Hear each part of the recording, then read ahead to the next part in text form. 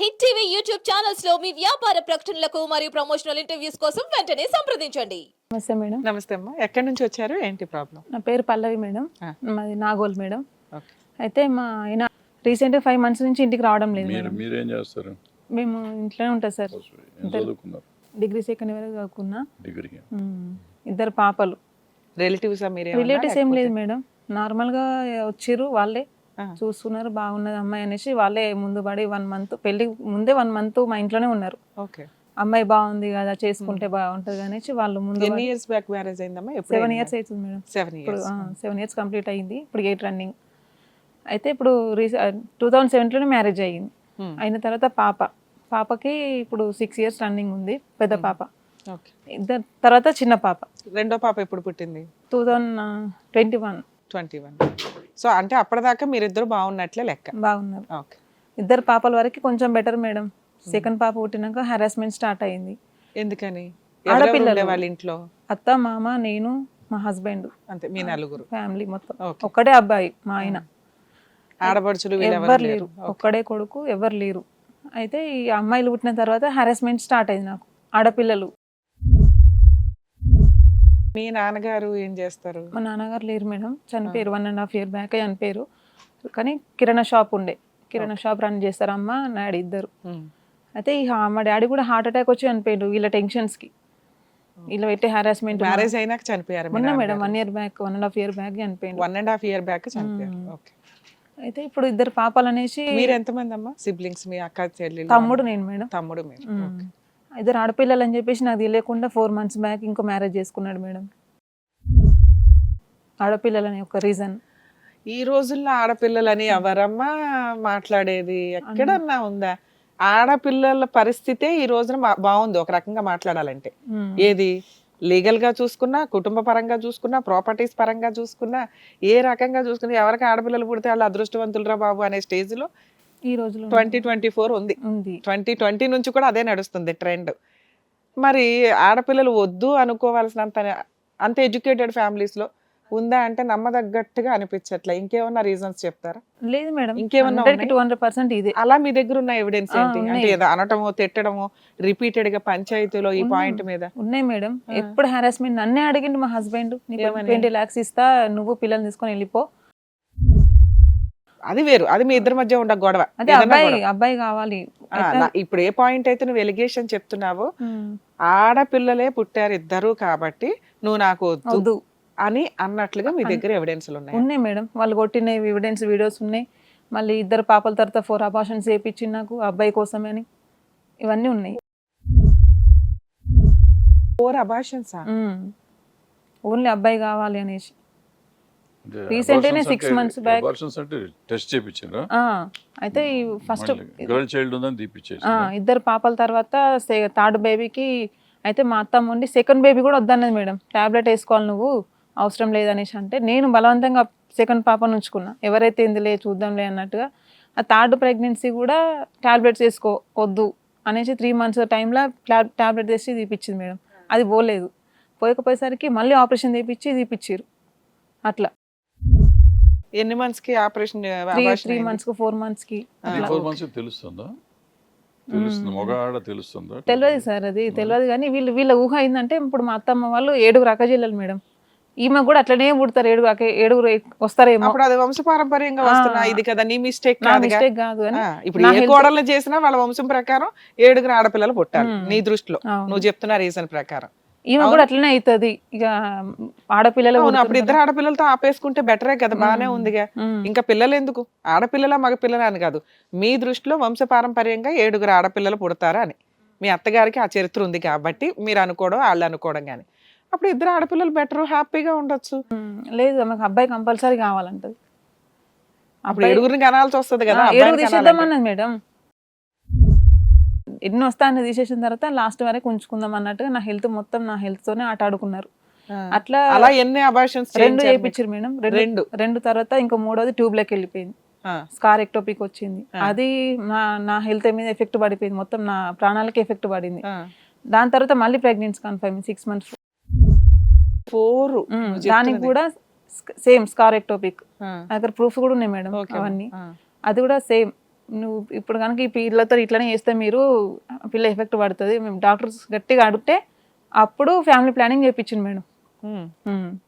చేపించి మొన్న 7 months back జూలైలో చేయించిండు ఫ్యామిలీ ప్లానింగ్. 7 months బ్యాక్ మీకు ఫ్యామిలీ ప్లానింగ్ మీ హస్బెండ్ చేయించాడు. చేయించిండు. చేయించిన తర్వాత విత్ ఇన్ 2-3 monthsలోనే మ్యారేజ్ చేసుకున్నాడు. నాకు తెలియకుండా నేను చనిపోయినని చెప్పి. నేను చనిపోయినని చెప్పేసి మ్యారేజ్. మీరు ఏమైనా కేసులు ఫైల్ చేశారా? చేసిన మేడం. ఏమేం కేసులు? సరూనర్ PS. ఎప్పుడు ఫైల్ చేశారు? ఇంటికి రావట్లేదు అని చెప్పేసి సరూనర్ PS. ఎప్పుడు ఫైల్ చేశారు? 3 months బ్యాక్ చేసిన. 3 months. అంటే మీరు ఈ 7 yearsలో ఏదో గొడవలతో, మీరు చెప్తున్నది ఏంటంటే వాళ్ళు మంచి educated family, law and order తెలిసిన ఫ్యామిలీ, వాళ్ళ వంశంలో 7 ఆడపిల్లలు పుడతారు కాబట్టి నీకు 2 ఆడపిల్లల దగ్గర నుంచి ఆడపిల్లలే పుడుతున్నారు అని ఒక డౌట్ వచ్చి మీకు 4 అబార్షన్లు చేయించారు. అది అవి 2 మీకు హెల్త్ మీద కూడా ఎఫెక్ట్ పడింది. ఈ 7 months వరకు కూడా మీరిద్దరు బాగానే ఉన్నారు అని మీ గొడవలతోటే కాపురం అయితే చేశారు ఇద్దరు. అంతే. ఓ 7 months బ్యాక్ ఏం జరిగిందంటే ఈ గొడవలు చాలా సీరియస్ అయిపోవడం వల్ల అతను ఇంట్లో నుంచి వెళ్ళిపోయి వేరే పెళ్లి చేసేసుకున్నాడు. మీరు ఒక 3 రీజన్ కూడా లేదు మేడం, గొడవ కూడా జరగాలి మా ఇద్దరికి. ఒక 3 months బ్యాక్ మీరు వెళ్ళి 498 వేశారు. అంతే. అన్ని అబార్షన్లు చేయిస్తుంటే మీ ఇంట్లో వాళ్ళు ఎందుకు ఊరుకున్నారు? ఎవరు చెప్పలే మేడం, నేను కూడా అమ్మ వాళ్ళ సైడ్ ఎవరికి చెప్పలేదు. వారిని చెప్పలే అంటే మళ్ళీ మా అమ్మ వాళ్ళ కాంటాక్ట్ ఉండొద్దు మేడం. నేను వీళ్ళు ఎవరు అదొక కండిషన్. కండిషన్ పోవద్దు, కాంటాక్ట్ ఉండొద్దు, వాళ్ళతో మాట్లాడొద్దు, వాళ్ళు ఇక్కడ రావద్దు, నువ్వు అక్కడ పోవద్దు అని కండిషన్స్ మీద నేను సరేలే ఎన్ని రోజులున్నా చేసుకున్న హస్బెండ్ అయి ఉంటాడు కదా, ఎవరైతే ఇందులో మంచిగా చూసుకుంటే చాలుగా అన్నట్టుగా నేను లైట్ తీసుకున్నా మేడం.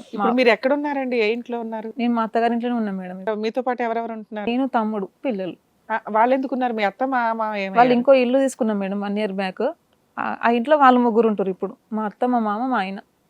మీ అత్త మామ 1 year బ్యాక్ వేరే ఇల్లు తీసుకుని వెళ్ళిపోయారు. ఎందువల్ల అంటే నాకు ఇప్పుడు మీరు చెప్తున్న స్టోరీ ప్రకారం మీ ఇద్దరికి రిపీటెడ్ గా గొడవలు జరుగుతున్నాయి. గొడవలు ఏం లేవు మేడం. మరి వేరే వెళ్ళాల్సిన అవసరం ఏముంది? అది ఓన్ హౌస్ కదా. Own house. ఎవరి హౌస్? ఇల్లు ఎక్కడ మేడం? 5-6 ఇల్లు కొన్నాడు. ఆ ఇల్లు ఎవరిది? మా అత్తగారిదే. ఎవరి పేరు మీద ఉంది? మా అత్త. మీ అత్తగారి పేరు మీద ఉన్న ఇల్లు మిమ్మల్ని వేరే చోటకి వెళ్ళి ఉండండి అనాలి కదా. వాళ్ళు ఎందుకు వేరే చోటకి వెళ్ళిపోయారు? అత్త మామ 1 year బ్యాక్. అది ఇల్లు కొంచెము సగంలోనే పని ఆగిపోయింది మేడం. ఇంకో కొంచెం వాళ్ళు పెద్దోళ్ళు వాళ్ళ ఇంట్లో ఉంటారు, అదో సెంటిమెంట్ ఉంటది. మీరే వెళ్ళిపోవచ్చు కదా, మీరు ఎందుకు వెళ్ళాలి? నన్ను మమ్మల్ని వెళ్ళగొట్టాలి. మా పిల్లల స్కూల్ ఉంది కదా, నువ్వు ఇక్కడే ఉండాలి, స్కూల్ అయిపోయినాక సమ్మర్ లో. మంచిగానే వాళ్ళ ఇంట్లో నుంచి వెళ్ళారు అంటున్నారు, ఎందుకు వెళ్ళారు? ఇల్లు పని ఉంది కదా అని చెప్పేసి వెళ్ళారు. అక్కడ ఇల్లు కొంచెం పని వర్క్ జరుగుతుంది, మేము అక్కడ దుండి చూసుకుంటాము. వేరే చోట జరుగుతుంది మాకు వాళ్ళకి 2 kilometers తేడా. వేరే చోట ఇంటి కన్స్ట్రక్షన్ జరుగుతుంది కదా, మేము అక్కడ దగ్గరుండి చేసుకుంటాం, పిల్లల స్కూల్ ఇక్కడ ఉంది కాబట్టి మీరు ఇద్దరు ఉండండి. బాగానే ఉంది అంటే వెళ్ళేదానికి రీజన్ ఏంటి అంటే మంచిగానే చూపిస్తున్నాం. ఓకే.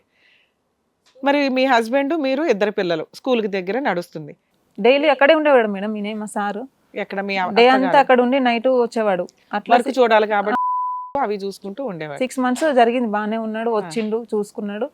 ఇక దసరా అప్పటి నుంచి రావడం మానేసిండు మేడం. అక్కడ దసరా ఎందుకు వస్తలేవంటే ఫోన్ స్విచ్ ఆఫ్, కంటిన్యూగా ఫోన్ స్విచ్ ఆఫ్ ఉంటుంది. లేకపోతే వెళ్ళిన అక్కడికి వెళ్తే నువ్వు ఇక్కడ ఉండొద్దు, రావద్దు అనేసి నన్ను 3 కలిసి. ఎక్కడికి వెళ్తే? మా అత్తగారి ఇంటికి, అది ఇప్పుడు కొత్త ఇల్లు ఉందని చెప్పిన, అక్కడికి పోతే కొట్టాడు.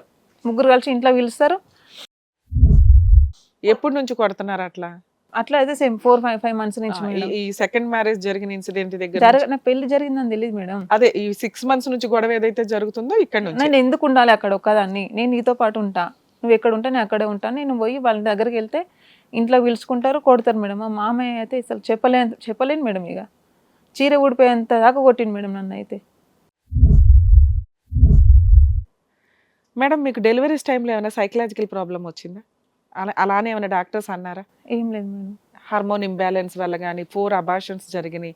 ఒక స్త్రీకి ఒక 6 times ఇంత అటాక్లు అంటే ఆరోగ్యంతో పాటు సైకలాజికల్ గా కూడా కొంత ప్రాబ్లమ్స్ వస్తాయి. అలా ఏమన్నా జరిగిందని ఏమన్నా అన్నారా డాక్టర్స్? అంత నార్మల్ ఉందని చెప్పారు. కాకపోతే స్కార్ ఎక్టోపిక్ వల్ల కొంచెం హెల్త్ ఎఫెక్ట్ పడుతుంది. అది ఎట్లాగో ఆరోగ్యం ఎట్లాగో డ్యామేజ్. అదే మనమేం పూర్వకాలం ఆ లేడీస్ కాదు కదా, అప్పుడు అంటే 10-15 మందిని అనేస్తూ ఉండేవాళ్ళు. ఇప్పుడు ఆ సీన్ లేదు కదా. ఏ ప్రాబ్లం లేదు లేదమ్మా, అంత బానే ఉంది. కానీ నువ్వు ఎక్కడ ఉంటే అక్కడ ఉంటా అని చెప్పేసి అంటే కొట్టడం, 3 కలిసి కొడతారు మేడం. ఆడపిల్లలు 2 అన్న ఒక్క రీజన్కే మీకు ఇంత సినిమా చూపించారా? 7 years నుంచి మేడం. ఇప్పుడు కాదు, అప్పుడు కాదు. ఎట్లయితే నన్ను చాలాసార్లు వదిలించుకుందామని చాలా ప్రయత్నాలు చేసిండు. ఎన్నోసార్లు కొట్టి అమ్మ వాళ్ళ ఇంటికి పంపించిండు. విత్ ఇన్ 1 వీక్లోనే డైవర్స్ నోటీస్ పంపించడం చేతుల పనిగా మేడం. పంపిస్తూనే ఉంటారు. ఎప్పుడు పంపించారు డైవర్స్ నోటీస్ మీకు? 2021లో మేడం. అప్పుడు ఒక 3 అరే భయ్ నువ్వేం చెప్పావు? ఈ 7 months నుంచేనండి మాకు గొడవలు అంటున్నావు. ఈ 5 to 6 months గొడవలు జరుగుతున్నాయి. పెళ్లి అయిన కాంచి గొడవలే మేడం. నేను కాంప్రమైజ్ అవ్వకుండా పిల్లలు ఉన్నారు కదా అని వాళ్ళు ఎంత టార్చర్ చేసి 2021లో మీకు డైవర్స్ నోటీస్ వచ్చిందంటే మీరు అట్లా ఎడ్జికి వెళ్ళిపోయినట్టు, వదిలించుకోవడం దగ్గరికి వెళ్ళిపోయారు. రేపో మాపో ఇంకా డైవర్స్ లో లేకపోతే కోర్టుల చుట్టూ తిరగడం ఇది ఒకటే మిగలాలి అంటే మళ్ళీ అది ఎట్లా రెక్టిఫై అయ్యి మళ్ళీ ఇద్దరు మళ్ళీ పెద్ద మనుషులు కూర్చున్నాం మేడం. పంచాయతీ మేము పెట్టుకున్నాం ఇదంతా వద్దు, పిల్లలు ఉన్నారు, విడిపోతే బాగుండదు అన్నట్టుగా మేము కూర్చొని మాట్లాడు. అప్పుడు వాళ్ళు చెప్తున్న అలిగేషన్స్ ఏంటి మీ మీద? మీ మీద ఏదో ఒకటి చెప్పాలిగా. ఏం One లేదు, side ఏ చెప్తాడు ఉండదు. ఏమనంటే ఇక ఏమంటాడు, వద్దు నాకు ఎందుకు వద్దు? వద్దంటాడు. పని అంతే, reason చేయవా? చెప్పాడు. అనుమానమా? ఏం చెప్పాడు? కట్నం తీసుకురాలేదా లేకపోతే విపరీతంగా అనుమానించి అత్తమామలు సరిగ్గా రెస్పెక్ట్ ఇవ్వట్లేదా? ఏదో ఒకటి రీజన్ ఉండాలి. ఉండదు మేడం. అది అసలు రీజన్ లేని పంచాయతీలో కారణం. పెద్దోళ్ళు ఉంటారు కదా, ఏం వాళ్ళ reason చెప్తుంటాడు లేకుండా. కదా. పెద్ద మనుషులను కూడా కేర్ చేయడు సార్ అతను. ఏం చెప్పలేదు. అసలు కేర్ చేయడు. ఎవరు వీళ్ళంతా నా చిట్కన గోల ఎంత మీరంతా కులాన్నే అది చేస్తారు మేడం. అందరు భయపడతారు. హిట్ టీవీ యాప్ ని డౌన్లోడ్ చేసుకోండి. ఇందులో short news, live news, entertainment movies అన్ని అవైలబుల్ గా ఉన్నాయి. హిట్ టీవీ యాప్ని ఫ్రీగా డౌన్లోడ్ చేసుకోండి.